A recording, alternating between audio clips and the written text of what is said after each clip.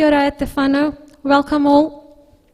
So we gathered here today to have a bit of a consultation session about migrants and how temporary visa holding migrants are adversely affected post-lockdown and due to the COVID-19 pandemic. So just a bit of housekeeping before I launch right into this. Toilets, if you go out of that door straight ahead, are toilets. And when you first came in, the very first table there has got a sign-up sheet. So everybody attending, please leave us your name, contact details, so that after this meeting we can stay in touch to decide together what we can do and what we should be doing. And then the next table there is One Union. If you've got any employment-related matters, they can possibly help you. And then the last table there, Socialist Aotearoa, a lot of literature regarding migrant exploitation, anti-racism, and the like. So yeah, when we break or before you all leave, please feel free to have a look. So in the past few weeks, I should really tell you who I am first, those of you who don't know. My name is Anu, and I'm from Migrant Workers Association. And over the years, we've tried to help people who've been exploited, especially migrants on temporary visas. We all know that they are the most exploited, the super exploited class of workers. So we've been trying to help them over the years. And in the last few weeks, we've had many, hundreds and thousands of people contact us where temporary visa holders, it can be any type of visa, essential skills, open work visa, student visa, partnership-based visas, people who have lost their jobs during lockdown or just leading up to lockdown. People, about 42,000 of them, stuck offshore overseas at the moment due to border closures. They cannot return because they are not citizens, they are not permanent residents. And in the meantime, people stuck offshore, lots of them have already lost jobs, and many more are losing jobs by the day. And we know lots of the employers out there would like to wait and get their much-needed migrant workers back, but businesses have constraints as well. You know, they don't know how long this wait will be, so they're replacing the migrant workers. So the purpose of this session is to consult all of the affected workers, offshore and onshore. So shortly we will actually take some workers on phone calls from other countries who are stuck there, and also we will consult people who are here, so that by the end of this meeting we can decide what we can possibly do to support you all in this fight and fight against this together. We have got 2 or 3 speakers as well, people who have been supportive of migrant workers over the years. Unions, mostly trade unions, have always supported the cause of exploited migrant workers. A lot of people ask us why. You know, why does union care about people who come and go so frequently? Migrant workers are a very important part of the workforce here in Aotearoa, and I don't need to tell you the whole works. You all know, who drives our trucks to get goods from A to B, who mans our petrol stations, who stands in our fast food joints, and taxi drivers. You know, you just got to look around yourself, especially in Auckland being so culturally diverse. So I am going to invite first up Mike Treen, National Director of Unite Union. Mike and Unite Union have been pretty instrumental in formation of Migrant Workers Association. We've always worked alongside. And also the third table I mentioned there, Socialist Aotearoa, there's a booklet there about migrant and labour exploitation that's written by Mike Treen. So I strongly advise that you take one of those booklets home with you. Now over to Mike.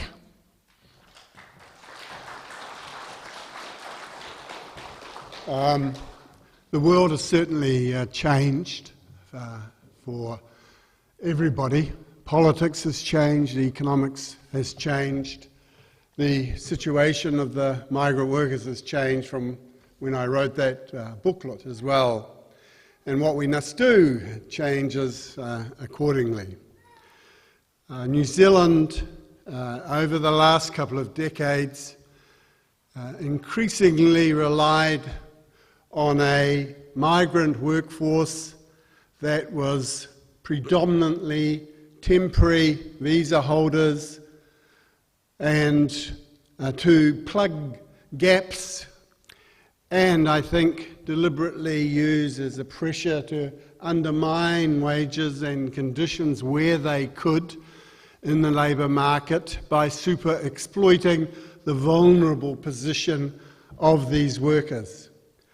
We have now, it has been revealed, and it was almost a bit of a secret, we have something close to 300,000 people on some form of temporary visa.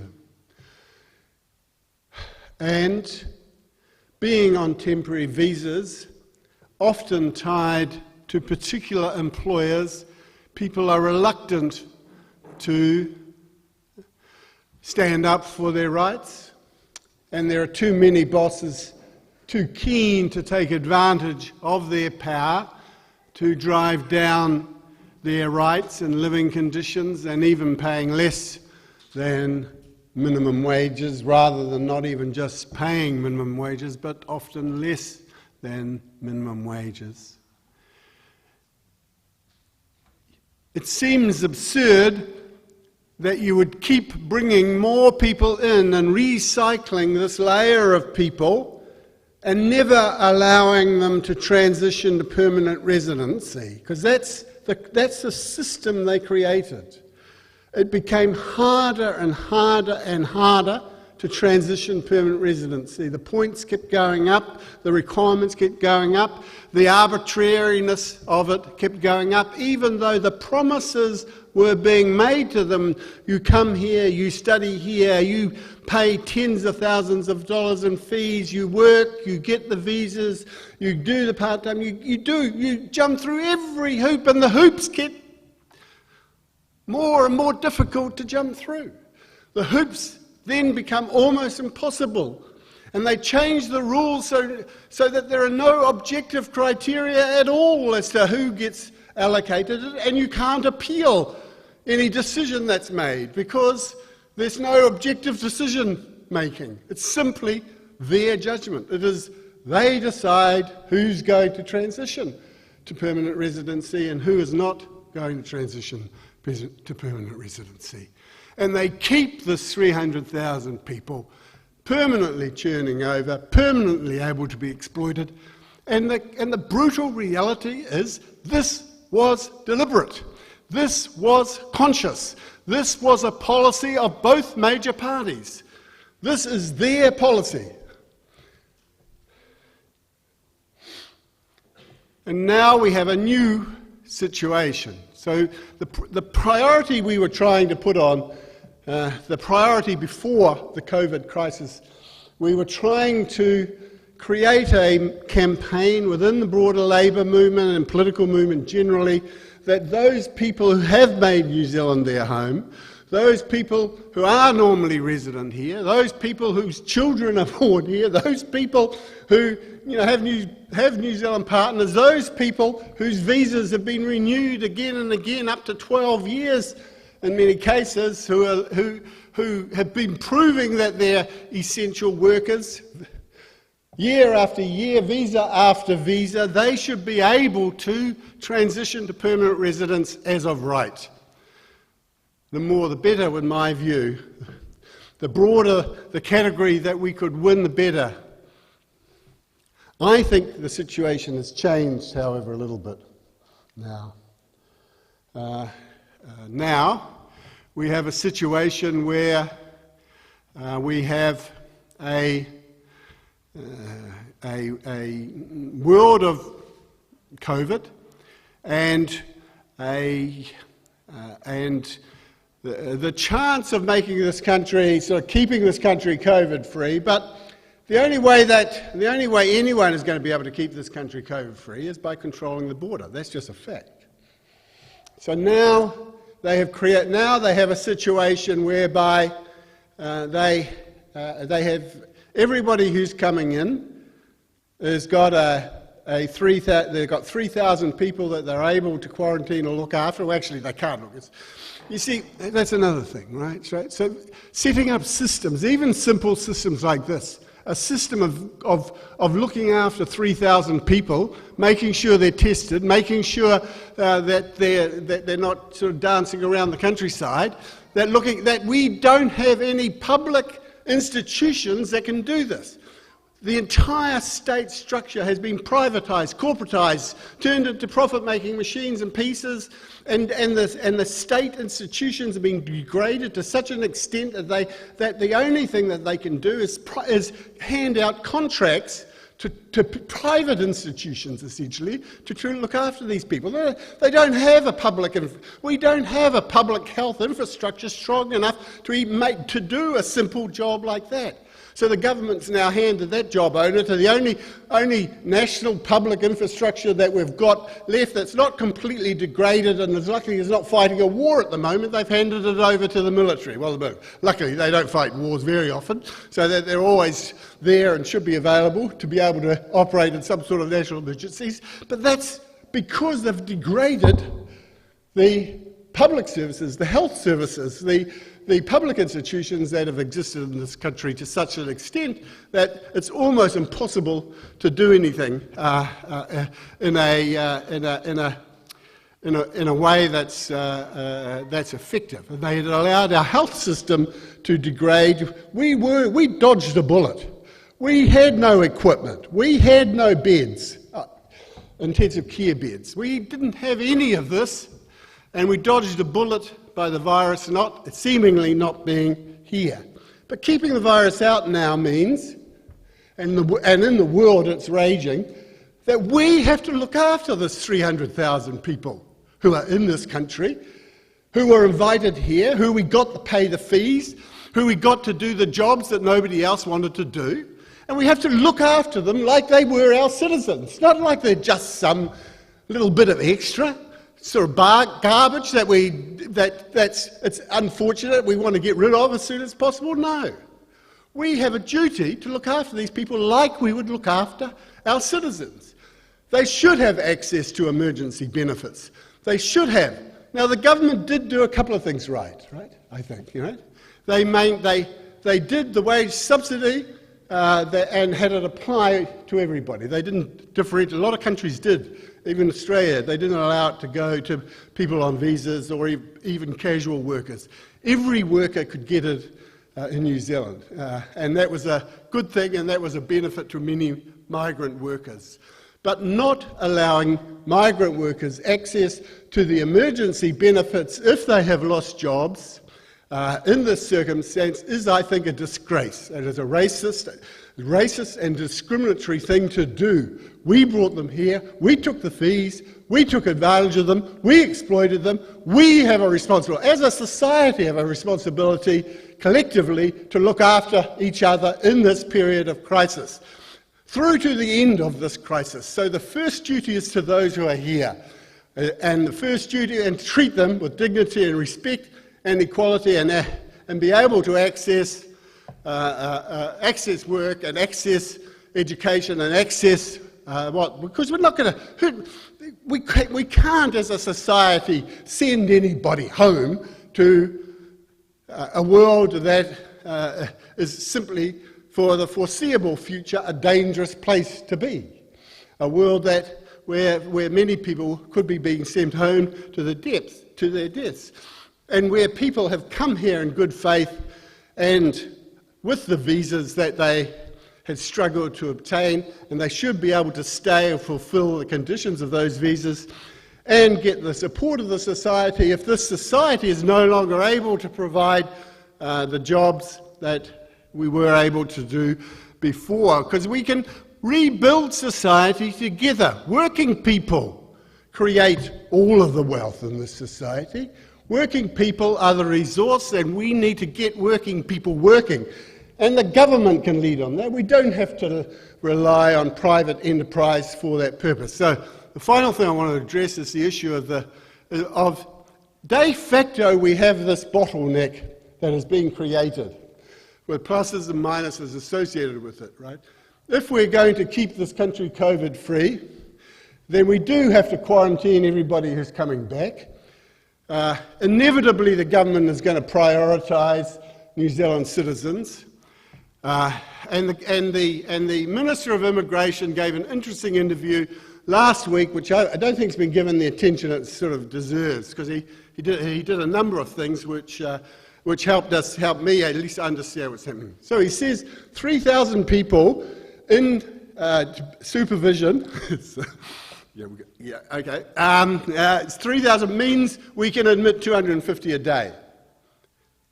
Only citizens. Essentially, he said that meant only citizens. I can understand that, right?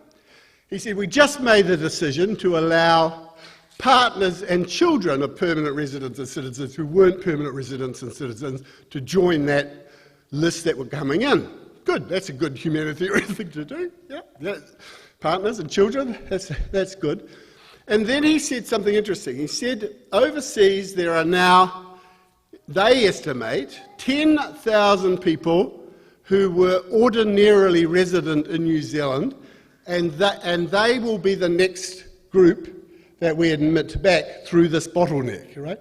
We will expand the number of people under supervision, he said, expand the 250 a day. We will see how fast they do that, but I imagine it'll be extraordinarily slowly now, but they will expand that, 250 a day. And the next group of people to come back are those ordinarily resident in New Zealand. Now, 10,000 he estimated. I suspect it's probably more than that. But this is a new category, you see. This is a new category. And I think we should use this category that the government is giving us and say everyone ordinarily resident in this country has a right to live and stay here permanently if they want to. Right?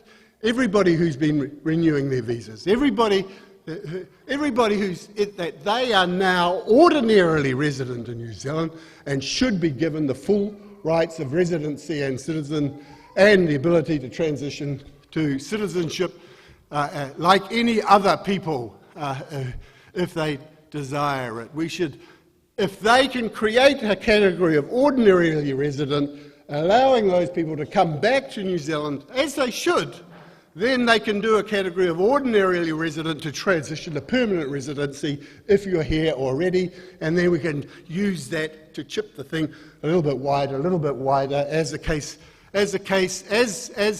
society recovers and as we're able to rebuild the society in the interests of working people and not just for those who are making a profit out of the labour of working people. So, kia ora. Thank you.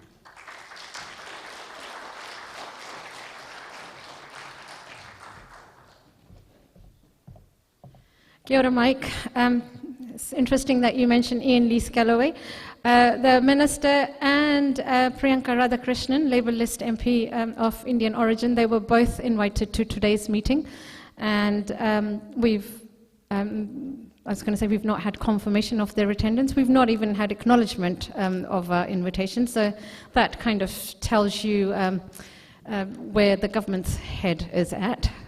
Maybe in the sand, but yeah.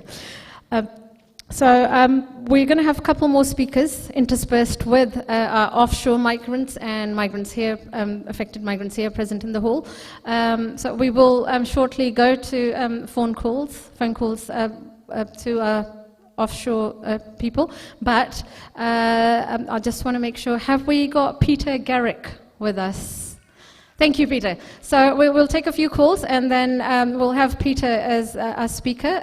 Peter is the Executive Secretary and Social Justice Advocate with the Catholic Church. And after we've attended the calls, I'll explain a little bit more about why we have such a close attachment with the Catholic Church. So I think first up we've got Carolina. Carolina and her 10-year-old daughter have been stuck in Bali about a week before lockdown began. I'll just introduce you to Carolina while we're dealing with technology. Carolina has been in New Zealand for 12 years, has a 10-year-old daughter who was born here, so her daughter does not know any other country as home. New Zealand is home. So they just went to Bali for her daughter's 10th birthday as a present for her daughter, and yeah, So I'm just going to go and see if we've got her on, and we'll put her on speakers.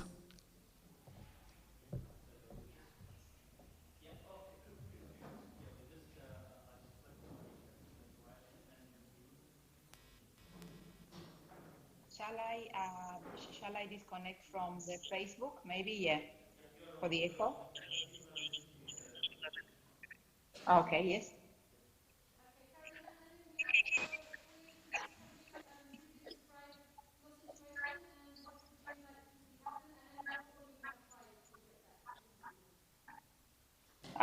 Yeah, hi. I've been living in New Zealand for 12 years. My daughter was born in 2010 in New Zealand. We came to Bali for a short holiday. We have been in the media 3 or 4 times already, been declined a few times already as well from Immigration New Zealand to return. We did try to get back as soon as we heard of the news back in March. We were declined as well at the airport because, of course, we were never actually informed that the situation was closing the border for everyone, including you. So by the time we kind of knew what was going to happen, when we tried to go to the airport and return, we were not allowed to board our plane. So yeah, we have been hunkering here for over 3 months now. This week has been really hard for me. Because I was expecting for it to be 3 months maximum. I'm still here waiting. So yeah, I would like them to consider this type of situation when there is children involved, and because now the situation with, okay, if you have a partner in New Zealand, I could easily make up a partner for myself, but I'm not that type of person. And I know of cases that have been approved in the last couple of days where people have lived in New Zealand for 5 months and they are being allowed to return just because they have a boyfriend in New Zealand. And I think that's really, really bad. How is a boyfriend or a short-term relationship more important than a child going back to the school? How is that more important than me, that I'm paying a high rent where I live, plus my rent here, my accommodation, my everything is double up for me at the moment. And my daughter is missing out on school and all her activities. So I want to see some type of consideration on that, and especially for the people that have been living there for so long. It's not that we don't want to be residents in New Zealand. We want to be residents. It's just that the system is very, very hard. My residency is kicking in December this year. So am I going to be waiting here until December? I don't know. I don't think so. And I have a good job, and they're waiting for me. And I am working offline. However, that's not enough. There will be a moment point in time that my employer won't be waiting for me and doing odd hours online from here. So I think it's really unfair. It's a really, really unfair situation, and they need to do something about it. Okay, that was Carolina. Thank you, Carolina. We just got another 3 or 4 calls. Next up, Gagan. Gagan is stuck in India. Now, Gagan came into our contact about a good 6 months ago. So he was grossly exploited in his job, and he was unfairly dismissed, and it took him months and months to get himself together, actually file a case with MBIE, which that case is still not gone anywhere. Mike was talking about how slow these departments move, and exploitation cases, nothing gets done for a year, 2 years, and in the meantime, the worker is suffering. So Gagan found himself another job, and he took a short break to see his family in India just before he started this new job. And of course, the lockdown happened, and now he's stuck in India, and he'll be able to tell us, but I have a suspicion that he may have lost that new job even before he started it. Have we got Gagan on? Not yet, okay. So in the meantime, I'll just kind of let you know what else we plan to do today after we've listened to all the people adversely affected. So in between, we'll have Peter talk to you all, and then finally, I think we've got Joe Carolan from Socialist Aotearoa and from Unite Union, who will share his thoughts, and right at the very end, we'll sort of make a list of things, ideas that we can pursue further. Okay. If Gagan is not available, the next person I've got on my list is Neil. Neil is from South Africa. This is a really, really sad story. Neil and his family haven't actually arrived in New Zealand yet. So a professional, I think he had got a very highly skilled job with a construction company here in New Zealand. Obviously, he has a skill that's much sought after here, and we don't have Kiwi workers to fill that gap. And they had all their visas sorted, about to travel, so you can imagine they've sold everything that they owned back in South Africa, sold their home, sold their personal belongings, nowhere to live, everything packed up, ready to be shipped, and then lockdown happened. So that family is just like, has nothing, they're living with friends, family, for wherever they can. And that they're finding it difficult to find jobs again when they've had, both himself and his wife, they've had long-standing careers in South Africa, but everything is now gone and they can't come here. Do we have Neil? Or we could just have Peter talk to us?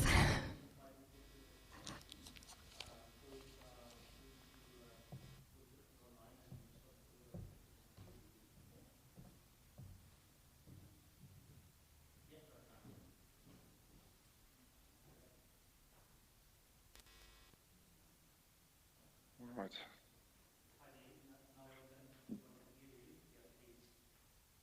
All right. Good morning, everybody. I think firstly, I just want to thank the association for the work that they're doing. To keep our story quite short, me and my wife made the decision to migrate to New Zealand at the end of last year. It's a lot of money, it's a lot of hard work to make something like that happen. And we sold cars, we don't have a home anymore, kids are out of school, we sort of out of funds completely. We've lost our jobs due to the fact that our employers, knew that we were on the way out. And it's a very dire situation. So it's, I think the biggest thing that's a concern for us is the fact that we're not getting solid answers. There's sort of always these small developments that really doesn't get to anything. It would be so much better if the guys can just tell us exactly, you guys can come back or come through, you cannot, and we can move on. But we've been, kept on a string for a few weeks now, and it's obviously becoming a big problem. And it's. I think I have something else to add, but obviously there's a lot of more people in worse situations as us, and we just want to tell them to, keep on, and hopefully we can get through soon.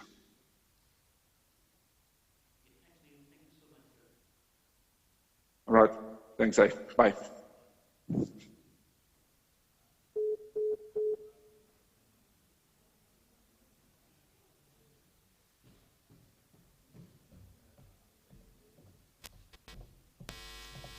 So we've just got 2 more offshore calls, I think, and then we'll have Peter talk to us.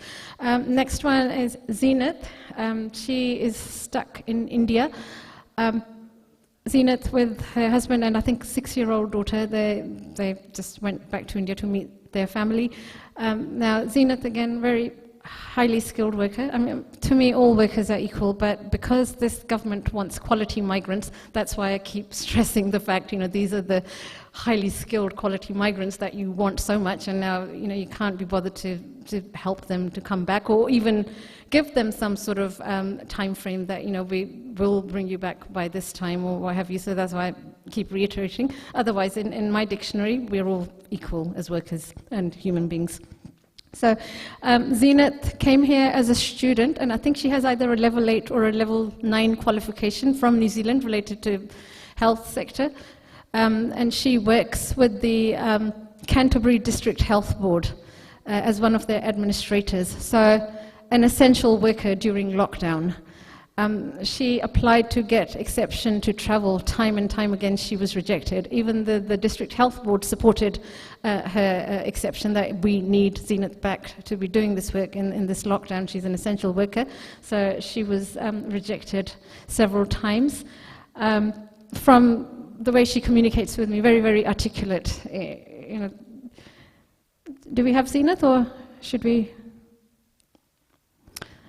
Okay, what I'm going to suggest is, just slight change of plan because we pushed for time. So I'm going to invite Peter to share his thoughts. Like I said before, Peter Garrick, Executive Secretary and Social Justice Advocate from the Catholic Church. Now, I've not met Peter before, but I feel as if I know Peter really well through Chris Sullivan, who's the deacon at Catholic Church in Pakuranga, out where I live.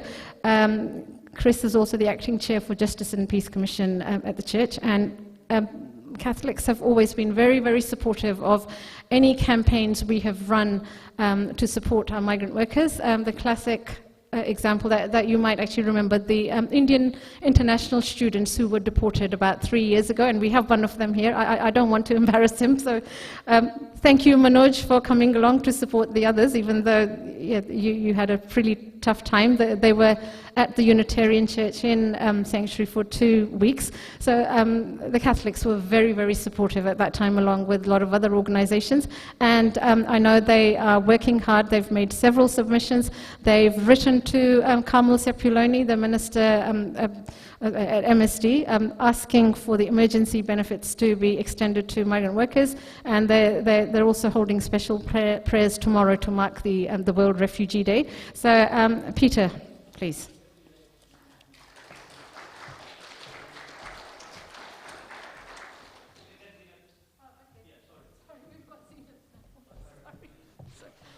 Yeah, we got. So we'll sorry, Peter, we'll just pause you for a minute while we talk to Zenith.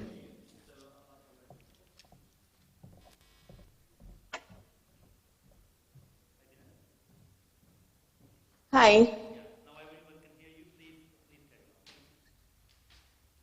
Hello everyone, good evening. My name is Zenith Pathan. I came to India in the month of March for my annual holiday.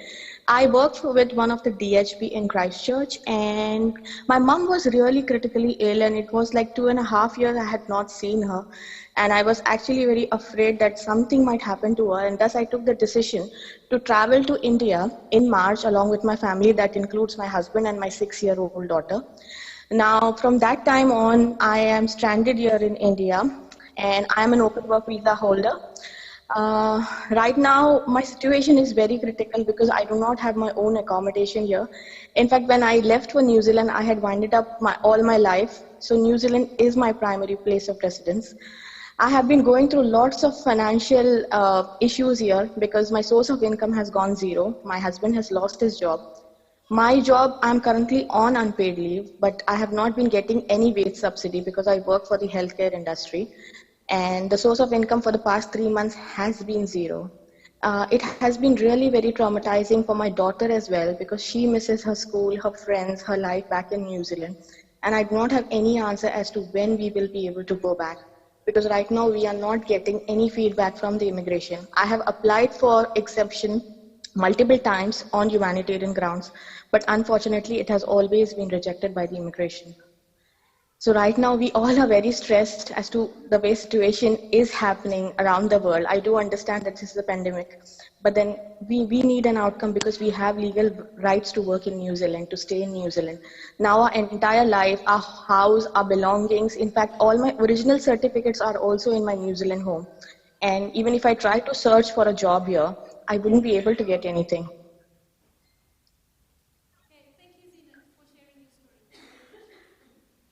Okay, thanks, bye.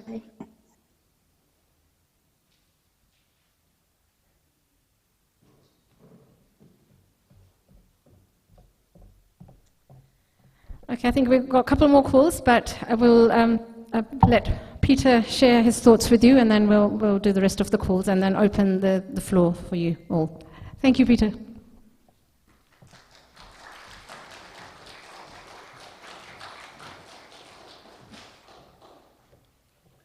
Thank you. I'm actually a last-minute replacement for our chairperson, Chris Sullivan, who is indisposed and wasn't able to come.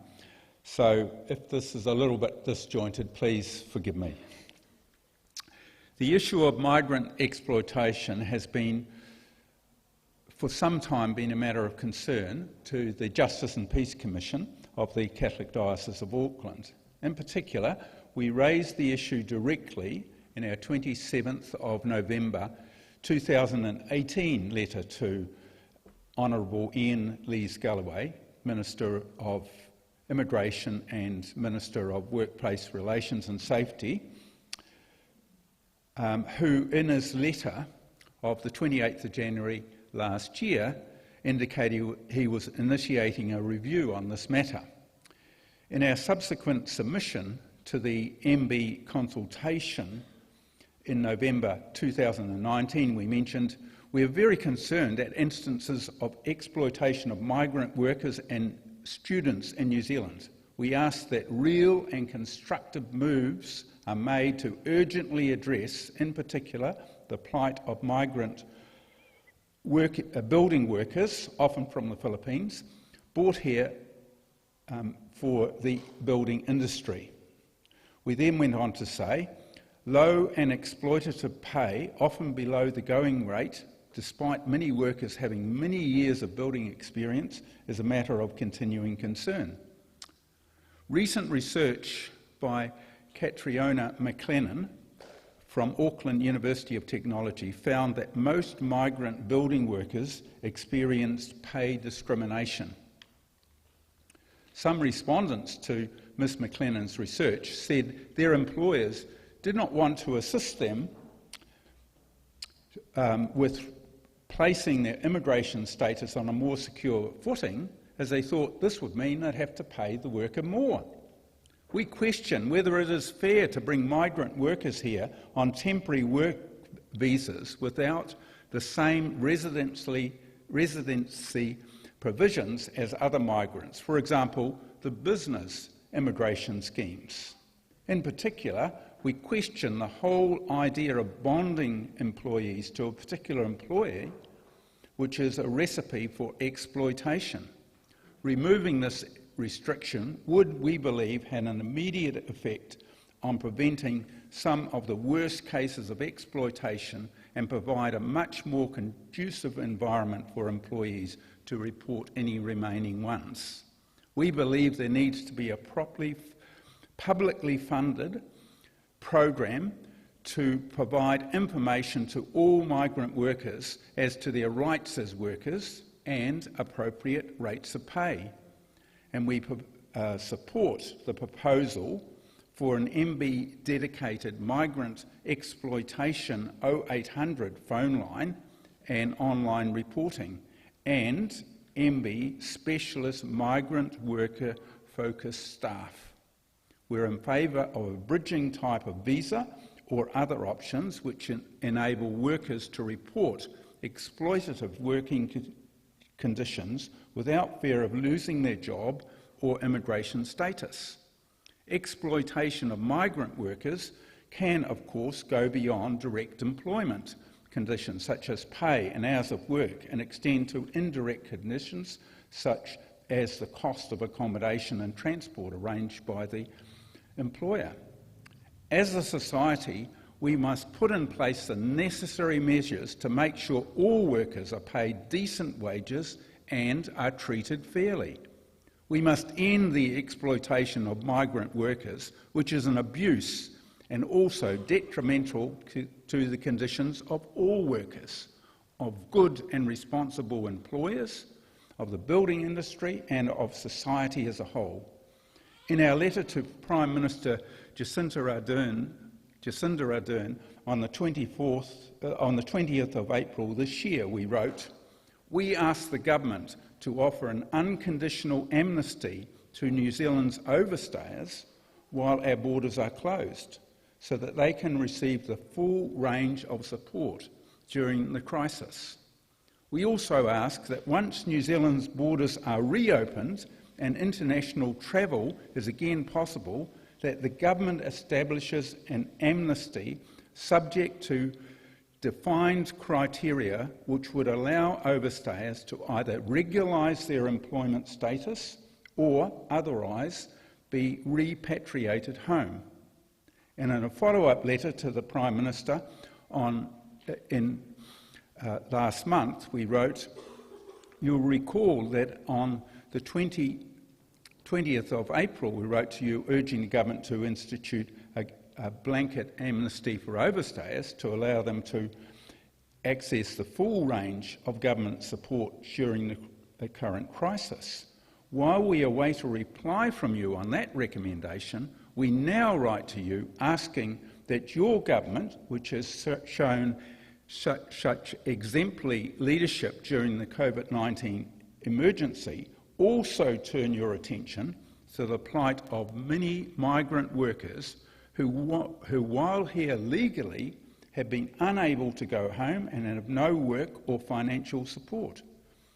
We support the call for the Minister for Social Development to implement Section 64 of the Social Security Act 2018, which allows for emergency welfare payments to be made to people who would not otherwise be entitled to such support during an epidemic, with the approval of the Minister.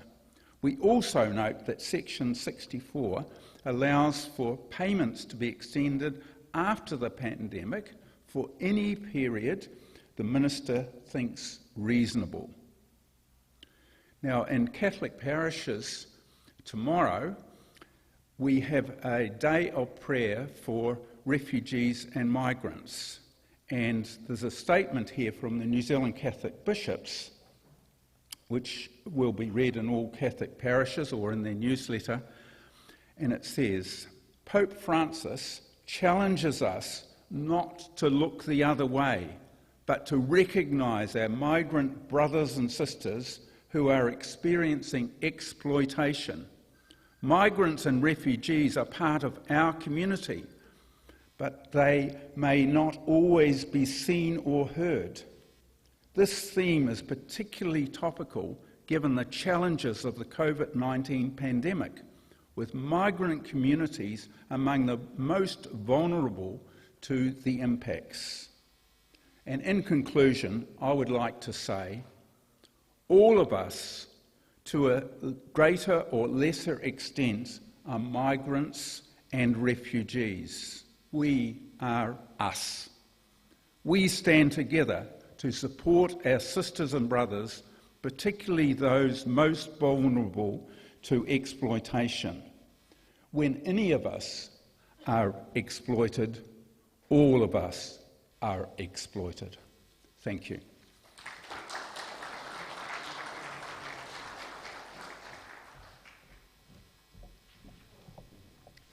Thanks, Peter. Absolutely right. Injury to one is an injury to all.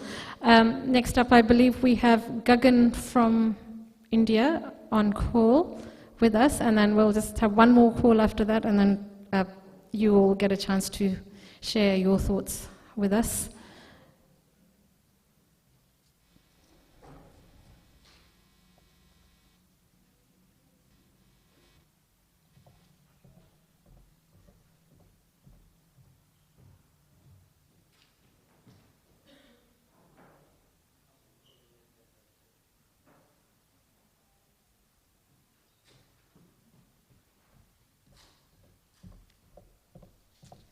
Okay, I think we're going to have to give up on Gagan. This is like after several attempts.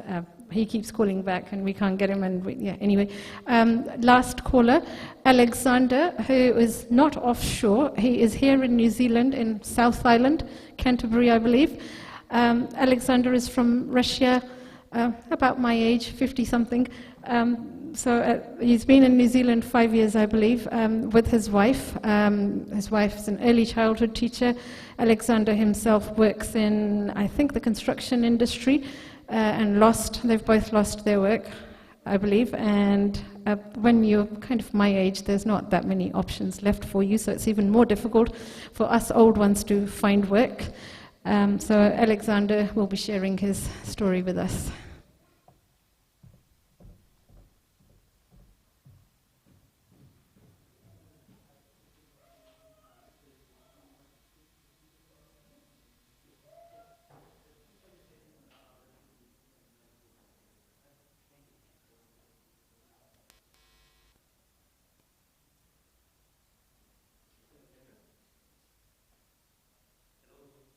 Hi. Да, yeah. Yeah. Hello, my dear friends, my brothers and sisters. I'm not very good at speeches, I can say, but I can say, just like many of you, I came to New Zealand to try to start a new life far away from dirty politicians, from poverty, and from wars. And I failed. I failed like many of you.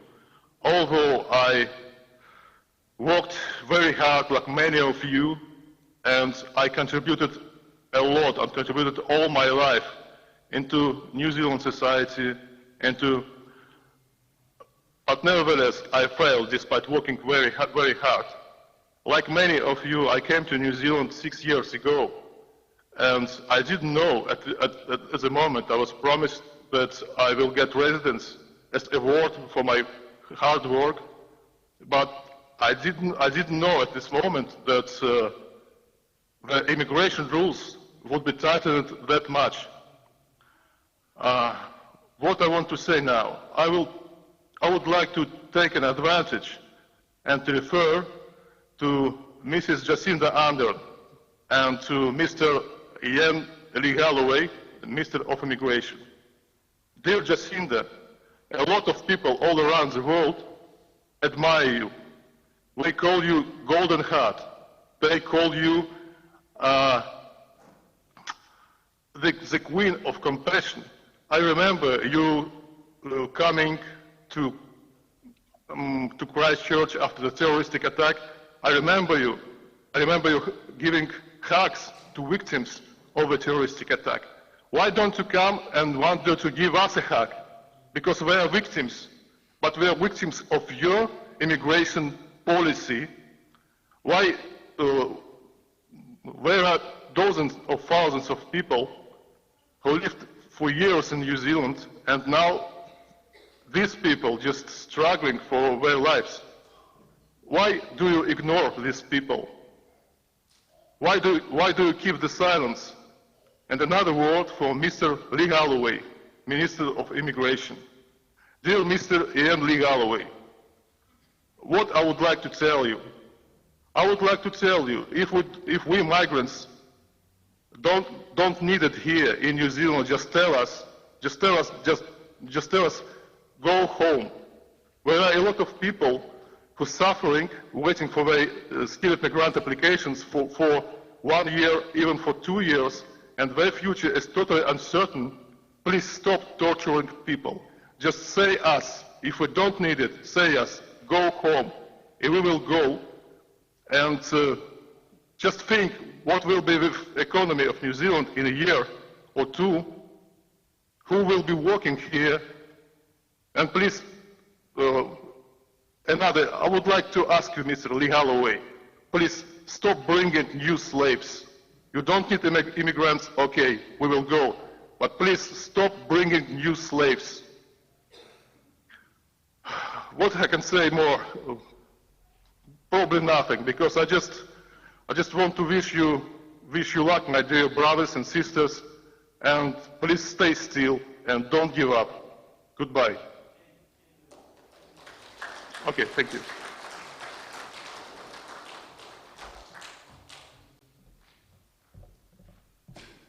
So, anyone here sitting now, please feel free to share your thoughts. There's a microphone there in the middle.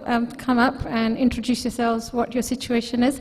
And also, I think we need to start talking about what is it that we would like to do to get the attention of this government. I know many people have said, yeah, we need to know what's happening to our future. This is unfair. Someone I was talking to before we kicked off, they said we should be requesting all of us together to meet the Prime Minister. And our speakers have said emergency benefits should be extended to all migrants. People standing out there, please feel free to come inside and grab a seat. Join us. Various ideas. So we need to know from all of you what is it that we want to do together so that we can form a bit of a pathway and a strategy going forward. Many people have said, like, we need to be protesting. I know not everyone is comfortable with the idea of protests, but yeah, we're open to a discussion. So anyone who wants to share, please come up to the microphone and yeah, let's have a discussion.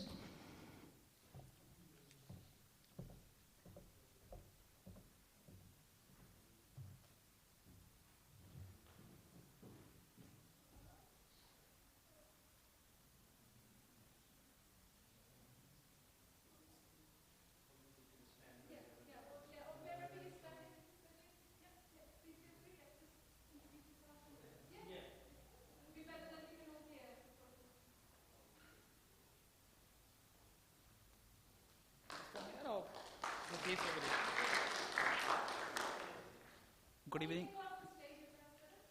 Stage is, I can try.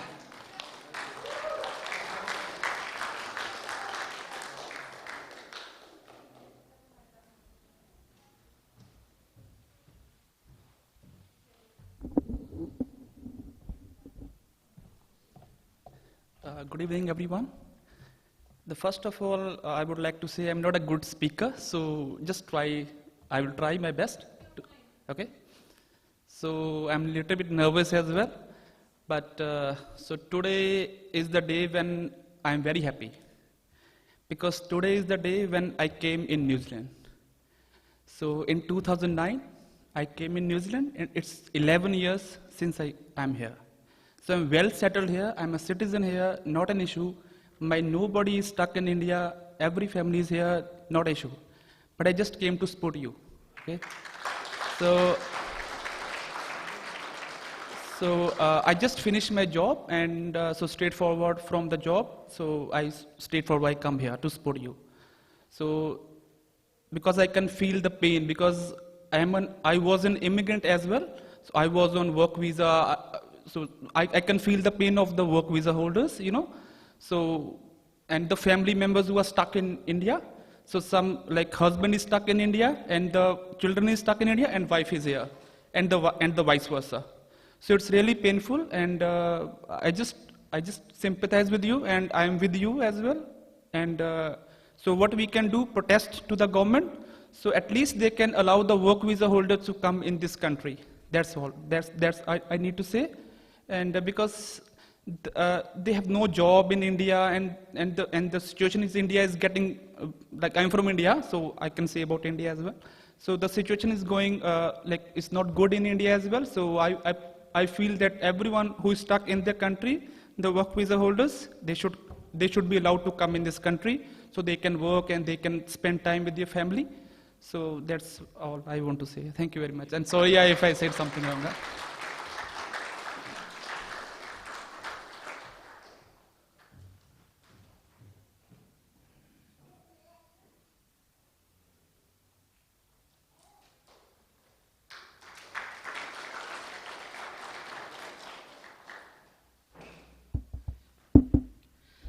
Hi everyone.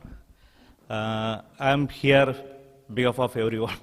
Like, we are all immigrants, but I'm here for 13-14 years. I'm talking on behalf of my friend's family. They are just gone to, before the lockdown period, first week of March, they went to India to celebrate their daughter's second birthday. Unfortunately, everyone knows, internationally everything was locked down. And they've been here for 5 years. Actually, my friend Nandita, she came for her studies. She's a early education teacher, and the husband came here on a dependent visa, and the child born here, and they're still paying the rent. Both the cars are here, still paying the bills, and the workplace they are willing to support. If everything is okay, they're still holding the place for her. And they don't know, and there is no proper channel. They have tried everything, Indian embassy here, Indian embassy there, and through politicians and all, because nobody got no particular idea or whom to approach, which channelized pathway, and is it happen? And there is lots of conspiracies. Even for COVID-19, there is lots of conspiracies. And what's going to happen? The economy is crashed down all over the world. And how long will it take? Nobody got no idea. But it's standard. Lots of people standard in lots of countries. I know I can see it's not only for Indian people, everyone. So there is a proper channel, or we can approach the government in proper way. The Prime Minister or somebody else can take some responsibilities, like people can take on behalf of the migrants stuck or stranded over the overseas offshore people. And if there is a opening, a small window, we can, or in near future, or what are the strategies we can make to bring the people over here. If it is clearly defined, it will be good for everyone. Thank you. Yeah, thanks for the opportunity. Hi everyone, my name is Tawanda and I'm from Zimbabwe. Sorry, I'm gonna get emotional a little bit because the whole thing is just so sad, But can't they at least come up with something like, even if they had to come here, our families, we will be responsible for their quarantine, whatever amount we should pay. I'm even eager to pay, even if it's, my whole pay, paying for the family to be quarantined until they are seen they are clean of the virus. At least if they do that, that will be better. Or at some point, if they are to get their visas, why can't they just keep on processing their visas? At least when this goes out, we just get our families as soon as possible, because I've been here now for 1 month, 1 year, 6 months, without a family, I'm just me. So can they do the visas? When I called my agent, are they doing anything about my visa? They say they stopped processing the visa. Why should they stop? They should process the visas, but they should keep them out at least until the situation clears. That would be good. But now, after the situation, I know we're going to wait for about 6-7 months again for us to get those visas. And at some point, you might be declined. And if someone can do that, we can do something about that, I think that will be. Thank you. Thank you very much. Yeah, before I sort of wrap up and summarize what all has been discussed and what possible ideas or demands going forward, one last speaker, Joe Carolan from Socialist Aotearoa, Senior Organizer with Unite Union. Joe.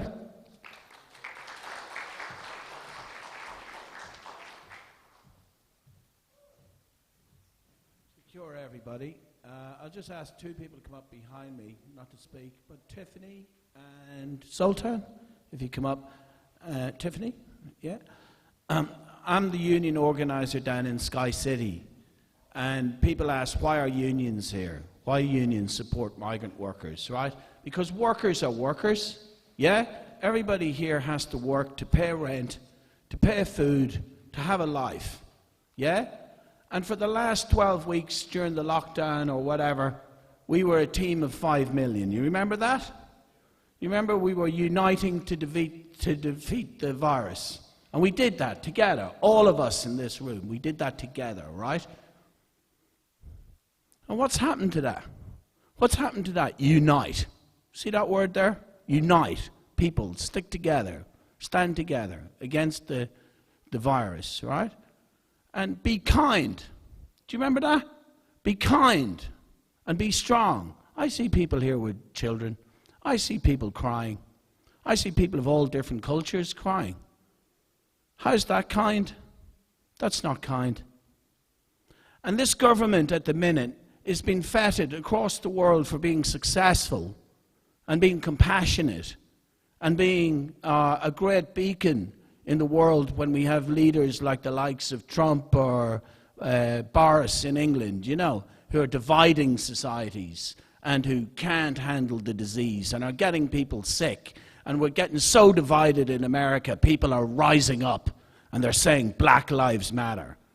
Well, you know what? In this country, migrant lives matter, and they've always mattered to us in the unions. I'm a migrant myself. I'm from Ireland, not England, Ireland, a different country. And I came here 20 years ago. I fell in love with someone. We made a life here. And I've worked every day of my life here. I know migrants. You've never, ever got any help. Hey, many of you have never been on benefits before the last 12 weeks. Not to make anything about people who are on benefits. New Zealand is finding out lots more of us are going to be on benefits. Hundreds of thousands of people are going to be on benefits because we just left Sky City yesterday. 900 people thrown away. Kiwis, Maori, Pacifica, Indian, Chinese, everybody thrown away by the companies. They finished with us. They made their money. Now times are tough. Out you go. Go home. What about unite? What about unite against badness, against viruses and diseases? What about be kind? No, that's not the real face of New Zealand at the minute. And if we allow this to continue, we are going to see New Zealand not become a kind place, but an ugly place. Donald Trump could dream of the powers that this government has at the minute. He wants to build a wall in Mexico. Tell you, a wall is easy. Just get a ladder. Big ladder. But here we have the ocean. And so many people are divided, not united at the minute. So many people can't see their children, can't see their lovers, can't finish their dream here. And you work so hard. You work so hard in this country. We knew when you were being exploited in the petrol stations and in the fast food places. That's why the unions have come for the last few years, like the Migrant Workers Association, to fight for your rights. But now this country has got so much more difficult because of this pandemic and because of everybody losing their jobs that now people are trying to divide us. They're trying to split us. And we will not let that. We will stand for Tiffany's rights, and we will stand for all the rights of the people here. We believe the time has come for amnesty. Let the people who are here stay here. We have a responsibility to take care of people in this time of pandemic and to be kind and to unite against the virus and to unite against racism. Because last year, we saw what the racists would do. They walked into a mosque and killed 51 people. They did that. And those people at the minute are the ones on the internet going, send them home, get the migrants out, sack them, Kiwi jobs for Kiwi workers. The unions will stand together with you, and we say work for all. And if there's less work, then share the work between everybody, yeah. And if people need help, if this child needs help, don't starve this child, feed this child. And if Tiffany runs out of her redundancy money in 5-6 weeks' time, where is Tiffany going to live? In her car? On our floors? On our couch? Yeah, she will. Because we say to Tiffany and other migrant workers, we say stay. We say don't go home, stay with us. Like the Pacific Island people did in the 70s when they wanted to kick them out and call them overstayers. We said to Samoan and Tongan people, stay with us. You're welcome. You're tauiwi. You're the guests. Yeah? And no one should smash your lives up. No one should separate your families. We're here to unite. To do that, though, means we will have to fight for our rights. And we have a perfect opportunity in the next 3 months, because in the next 3 months there's going to be an election in New Zealand. And the politicians are going to pretend to be kind. And the politicians are going to pretend that they care about workers. And the unions are going to be real. And we're going to call it out. That if you're splitting up families, if you're dividing workers, and if you're playing with the dangerous fire of racism, then you will be opposed on the streets. Just like Black Lives Matter exploded in America, it's time for Migrant Lives Matter to stand up in New Zealand. Let's get thousands of people onto the streets before this election. And finally, I just want to say to my friend Tiffany from our workplace, who worked with us for so long, a personal pledge. A personal pledge. If you're an overstayer in this country, I will protect you. If you're an overstayer in this country, we will feed you. If you need some money, we will look at how we can raise money for people. But that's a pledge to disobey the government and to fight the immigration department and to fight the immigration minister until we have justice.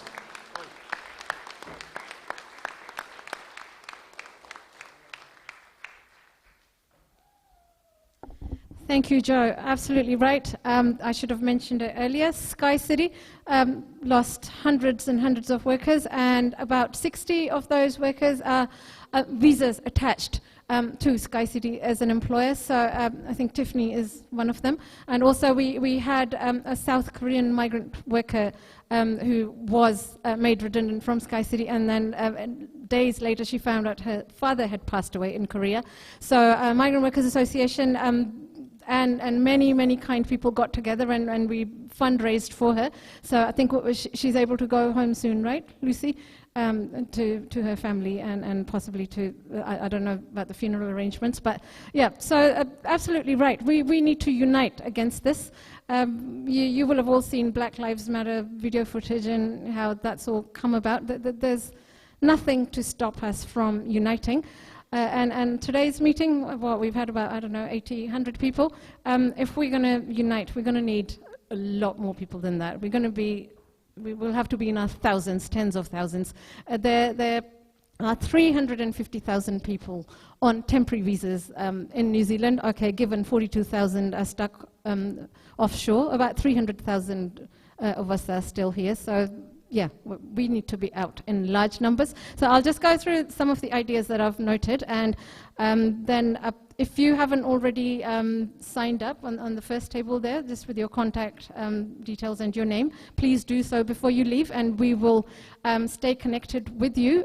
We'll circulate, we'll email you all with the ideas that we've collated here today and whatever we plan to do in the future. So we need to know, simple as that. People who are stuck offshore, people who are onshore and do not have valid visas anymore because their visas were attached to the job and no longer have a job. We just need to know from this government what are the plans for us going forward. Are they going to extend our visas? Do they expect us to just go back home? What is it? There's just silence. The silence is deafening, so we simply need to know. This is unfair. Yep. It's an injustice that we need to stand against and fight against. We all need to we all must meet the Prime Minister. I don't know, potentially we could look at forming some sort of delegation made up of people who are affected, made up of other supporting organizations, unions, associations, religious organizations, what have you. So, up for further discussion. Benefits, emergency benefits must be extended to migrants. Many organizations have already been calling for that, so we need to keep calling for that on a continuous basis. What is unconditional amnesty? That's people who fight for migrants' rights, organizations who fight, have been asking for that for a long time. Just to give you an example, trade unions, workers' associations, every time we make a submission to any changes to the Immigration Act, when proposals are put out there, every time we make a submission, that is always in there. We've always asked for the last 4 years. People who are already here, let them stay. We're always asking for amnesty. Protests. Yep, why not? Perfect time to protest. Somebody was saying the other day on a Facebook Live, who had recently met up with the immigration minister, was advising that, in their opinion, this was not the right time to protest. I would say this is actually absolutely the perfect time to protest, leading up to an election. Because this is when political parties have everything to lose or everything to gain. So if we're not going to protest now, we can forget it other side of the election. Unite against injustice, amnesty again. Those were all the ideas. So please make sure you leave us your contact details and we will stay connected. And thank you all. And next time, whenever we have an event or a meeting, we hope that each and every one of you can bring with you at least 10 more people so that we can keep growing. Thank you once again. And feel free to talk, mingle if you want. We've just got another 10 minutes or so before we pack up and have to leave this hall. We've got this hall till 6 p.m. and it's The access is computer controlled. We will get shut in if we don't leave at 6 o'clock. So thank you very much, and we'll stay connected.